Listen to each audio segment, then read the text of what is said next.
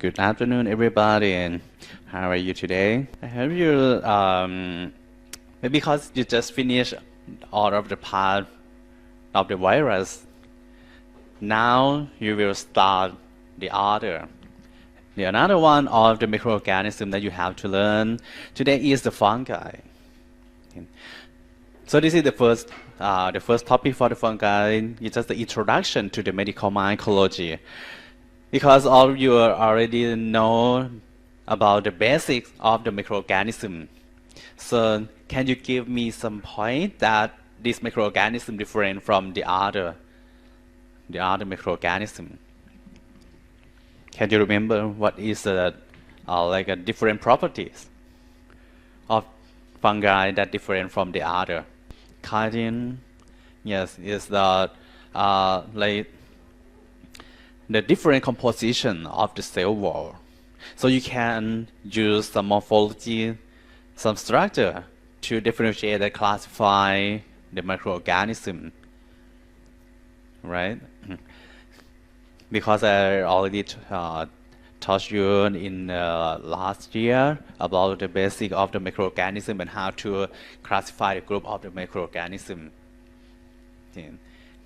Not only the cell morphology and structure, the other one is like the size. If you remember, the size of the fungi is bigger than the bacteria. If you need to observe the fungi with the microscope, can you remember about the objective lens magnification? Objective lens magnification. When you need to observe bacteria, what is the magnification of the objective lens that you use? 100, right? 100x magnification of the objective lens. So if the fungi bigger, have the size that bigger than the bacteria, so you need to use the magnification of the objective lens is maybe around 40x. Okay, when you observe with the microscope in the laboratory. So next week you will study about the morphology and structure of the fungi in the laboratory. We will talk about this again. Let's see about the objectives for today that you have to learn. So at the end of this class, you have to learn about the basic mycology, fungal pathogenesis, variant factor of the fungi, fungal disease, and some diagnosis. I will talk a little bit of the diagnosis because next topic you will learn about the identification that will go into the detail about the diagnosis, and the last about the fungal toxin. And these are the content. I will give you some the basic of the mycology, especially for the glossary and some structure that very important to study, and you have to know this is the special structure of the fungi that different from the other microorganism. The principle of the fungal pathogenesis, about the interaction of the human and the fungi. Go to the detail about the variant factors of the fungi that can cause disease in the human. They use a lot of the variant factor, that some variant factor different from bacteria or virus. The type of the fungal disease, mycosis, intoxication, and the allergy. These are the three major types of the fungal disease. And I will talk a bit about the diagnosis and also about the culture of this type of microorganism. And actually I have to talk about the fungal toxin and the other like the benefit of the fungi. Because actually you learn about the basic of the fungi in the previous semester, right? So you know how the fungi can reproduce themselves. What is the structure that the fungi use to reproduce or reproduction? Okay, they can use the process of bonding for reproduction. Right? They have the other mode of the reproduction. they can produce spore, right? And spore is the very important structure that can disperse and spread from the area that the vegetative cells live to the area that far away from that area. So the conidia is the asexual reproductive structure or the spore. So if you see the term conidia, you have to know this is the spore, but it's the asexual reproduction. Arthroconidia or arthrospore. I will show you about the figure of arthrospore, but you have to know this is the fragment of the hyphae, and in each fragment of the hyphae, it acts as spore that can germinate to be the new cell or the new colony of the fungi in each fragment. Brachoconidia is a conidia that the form of this conidia show like a budding process. Chlamydospore or chlamydoconidia. Spherical structure of the spore is show the large and thick wall. You can see in the figure, as I told you about the arthroconidia. Right? It's a fragment of the fungi, and in each fragment can germinate to be the new colony of the fungi. Okay, this is the spore for reproduction. Not all of the fungi can produce the arthroconidia. So some fungi can produce the structure like this. You can use this structure to differentiate or classify the fungi. Blastoconidia, you can see from the arrow that point, the blastoconidia is look very similar to the budding process. It's like a budding yeast.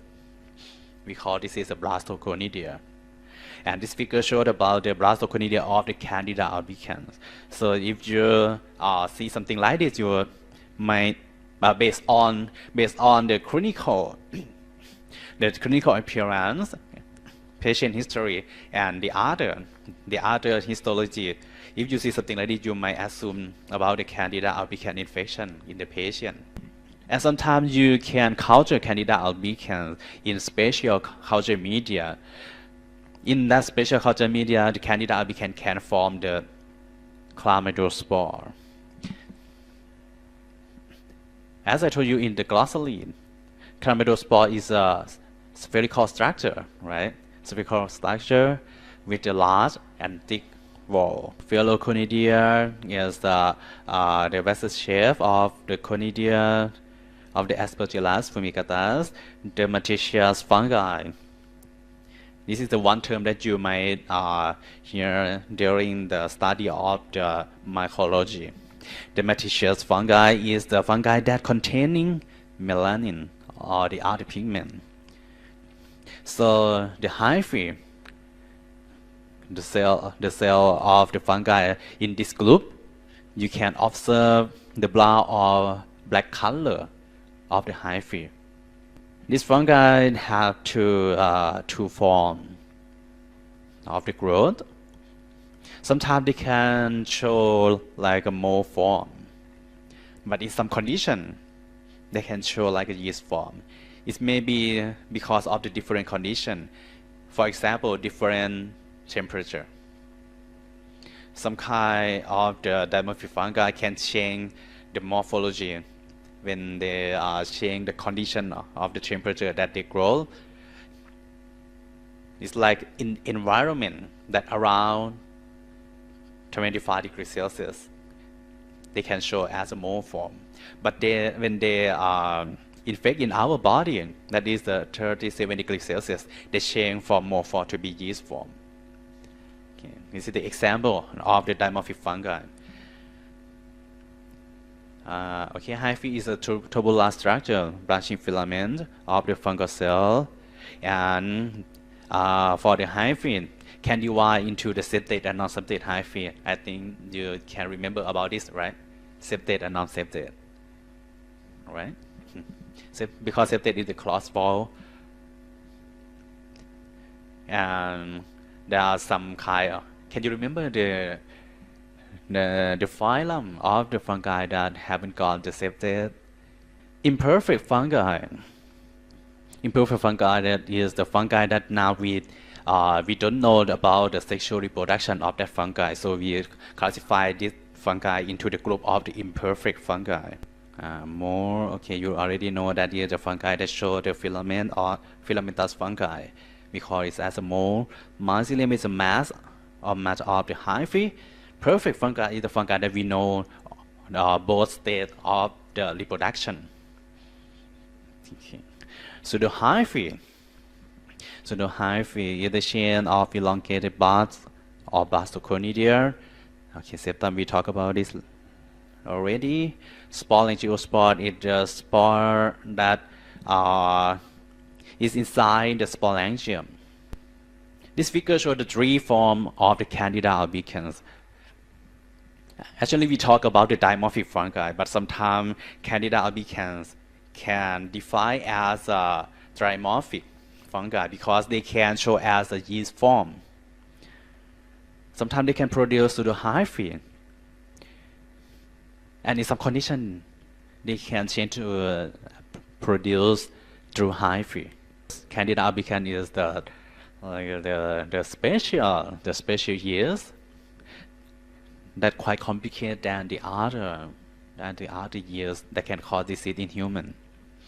Okay, spore, you know, this is the structure that can use for the production. Sexual spore is the spore that produced during the sexual state.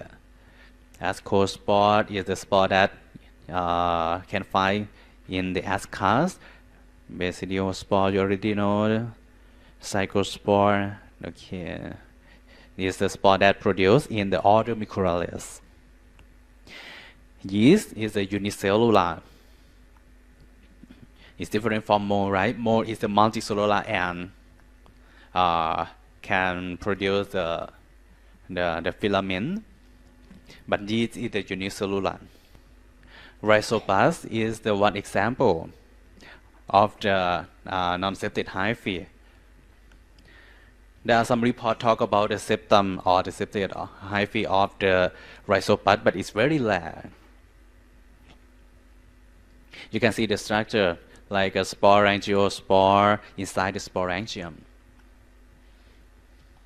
Okay, this is the example. And on the right hand side is the septate hyphae, Aspergillus. Aspergillus is the one of the example for the septate hyphae fungi. Okay, you can see the cross wall right here and right. Based on the septate and non-septate, we can divide the fungi into two groups like this, and we can use this to classify the fungi into order or into phylum. Okay, that's all about the basic glossary for the fungi. Now let's talk about the property of the fungi. Fungi is the heterotroph, so they cannot produce energy by themselves. They need to get the energy or the carbon source from the other or from the environment. They can reproduce via spore or budding. If they are the filamentous fungi or the mole, they reproduce via spore. But if they are the unicellular fungi, yeast, they reproduce via budding. Most of them are aerobic organisms, so you can guess that this microorganism need to grow, need to provide the oxygen for their growth. Extracellular digestion mechanism, so they can get the nutrient from the environment by digestion and absorption. So they need to produce some enzyme to digest some matter from the environment and then absorb the nutrient. And they can form the macroscopic reproductive structure.